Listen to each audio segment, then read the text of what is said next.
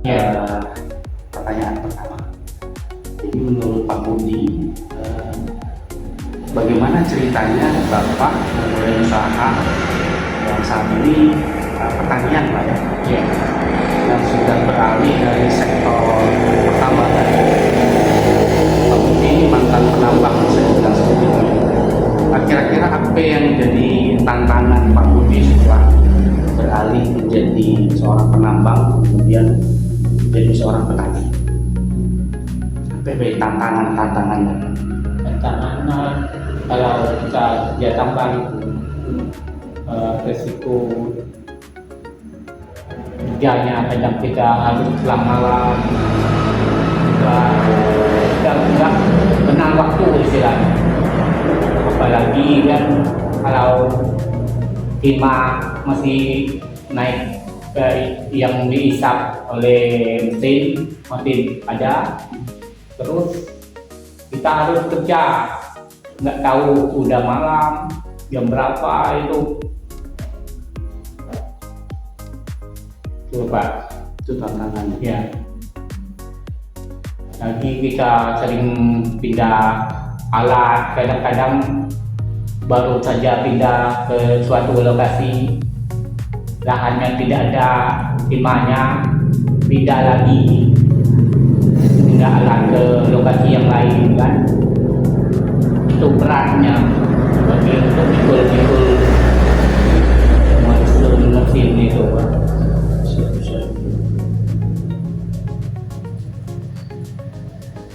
Kalau sekarang jadi petani, tantangannya apa saja Pak Budi?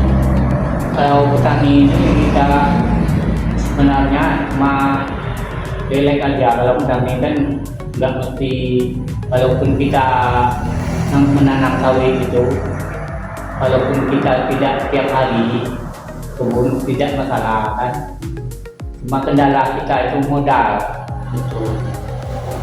Kendala dari segi kita harus melakukan pemupukan, sementara harga pupuk mahal kan.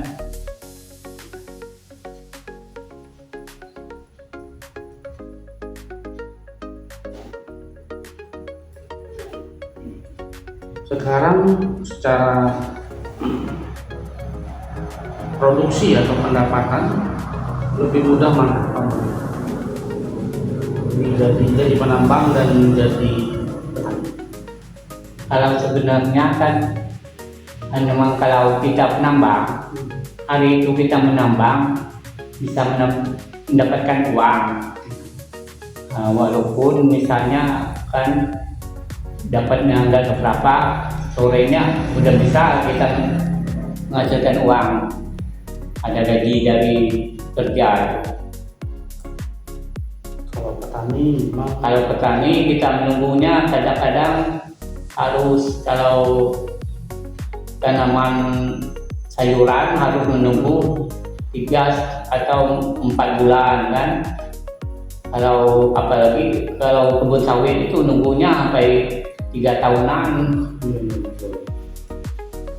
baru kita panen. Tapi keuntungannya kalau udah mulai panen, kalau kelapa sawit itu kan bisa 2 minggu sekali itu bisa panen seterusnya berkelanjutan. Dalam usaha yang sekarang menjadi petani, Iya. pertimbangan utama Pak Budi itu untuk memutuskan metode produksinya. Iya. Apakah Pak Budi lebih mementingkan hasil yang cepat atau daya tahan tumbuhan dan tanah dalam jangka yang panjang? Daya tahan tanaman dalam waktu yang panjang yang harus kita prioritaskan.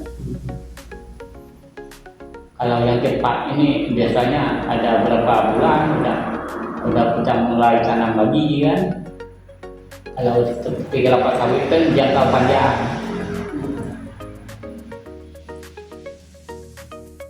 Kalau seandainya penggunaan pupuk-pupuk kimia itu tetap dilaksanakan ya Pak Budi? Tetap, walaupun kita kadang-kadang pakai kompos, Ya, otomatis kan harus ada juga pupuk kimianya, tidak mesti pupuk organik kan.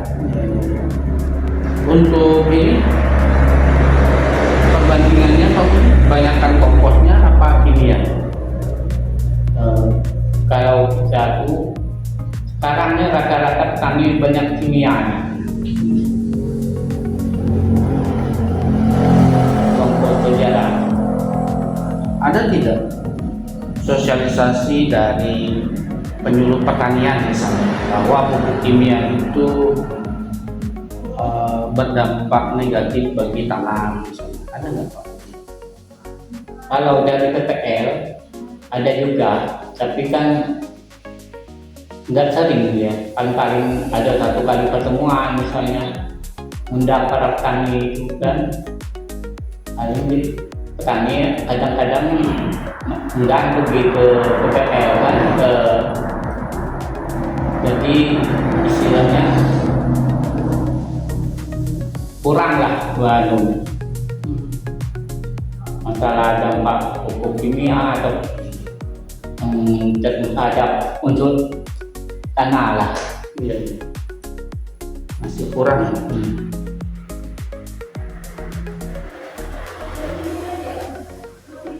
Biasanya pupuk kompos apa saja yang digunakan dalam pertanian, produksi pertanian Pak?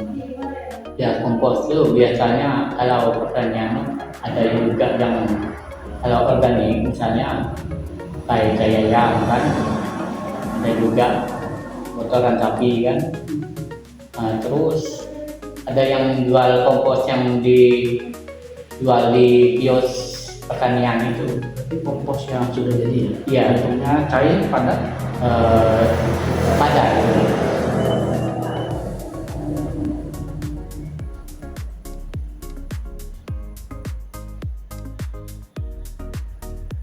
Selanjutnya apa bayi hambatan terbesar Pak Budi dalam menetapkan cara kerja yang baik atau ramah lingkungan dalam usaha Pak Budi sebagai petani? Terus misalnya modal, pengetahuan atau tekanan kebutuhan ekonomi sehari-hari itu berdampak nggak misalnya? Karena sebelum jadi petani kan Pak Budi ini penambang ya, yang setiap hari dapat duit nih. Ya, Nah, ketika dapat duit yang begitu mudah ya. saat jadi penambang, kira-kira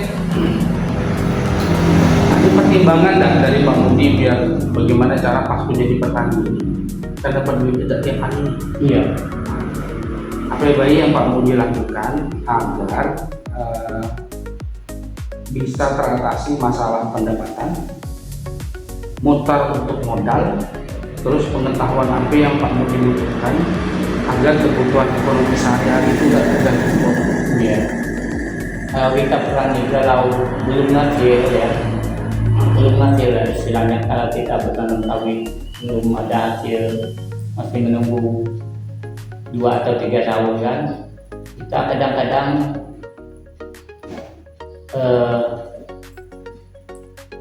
melangkung ke istilah ke tempat kerja, tempat orang. Jadi ya tidak harian kadang-kadang, maklumlah modalnya ada. Iya betul. Terus kadang-kadang kita nanam sayuran kan, lama, tapi kadang-kadang untuk supaya tapi tidak jumlah yang banyak kan, itu hanya murah istilahnya. Kadang sayuran seperti singkong kan, lalang batu kan,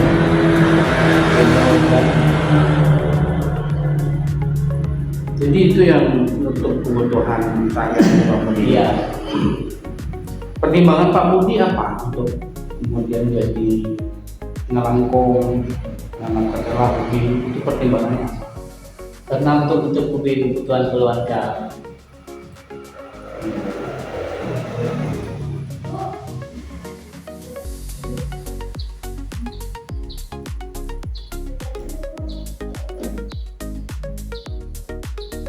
Masuk ke pertanyaan selanjutnya, Pak Budi menjaga agar penghasilan dari usaha ini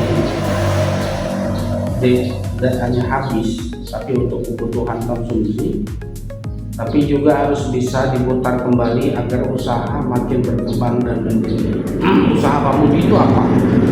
Biar apa yang kita dapat, yang dari ngelangkung nanam cabai itu udah cepat habis, tapi Pak Budi bisa mutar lagi untuk beli pupuk dan sebagainya. Apa yang Pak Budi lakukan itu? Ya kadang-kadang istilahkan dengan modal sedikit, kalau kita kurang modal ya kan, beli pupuk itu ala kadarnya, tidak seperti hal-halnya yang misalnya satu pohon sawit itu harus 3 atau 4 kilo, kita cuma paling-paling 1 kilo, setengah kilo. Ya,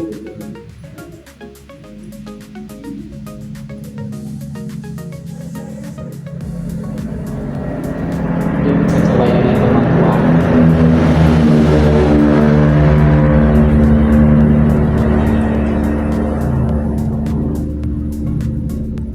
misalnya atau misal ada dukungan berupa pendampingan atau edukasi. Hal apa yang menurut Pak Budi paling mendesak agar usaha Pak Budi bisa menjadi contoh bagi warga lain di desa kita? Dan kita harus berupaya semaksimal mungkin kan, gimana kan kebun kita misalnya hasilnya bagus kan, supaya akan jadi percontohan warga lain kan. Terus kita misalnya kebunnya bersih ya kan, akan tidak terlalu semak.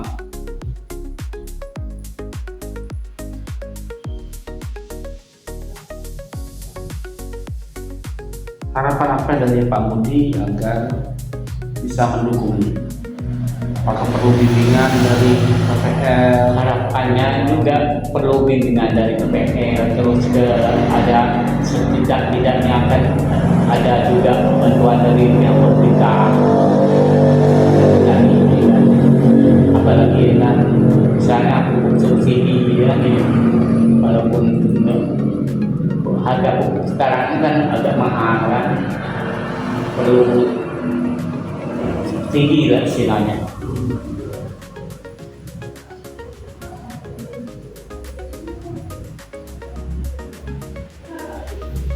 Kalau pupuk kompos itu pernah tidak disampaikan cara buat dari KPL? Pernah, tapi nggak rutin gitu. Terus nggak setiap petani yang diundangkan. Hanya paling-paling yang ada kelompoknya.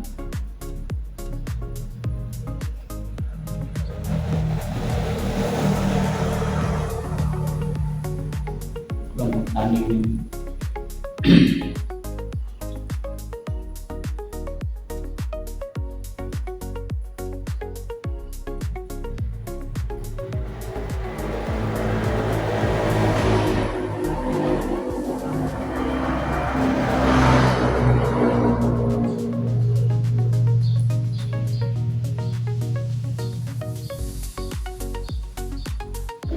Baik, terima kasih banyak Pak Budi atas jawabannya. Ini kita kasih pangan dan kemudian bisa olah.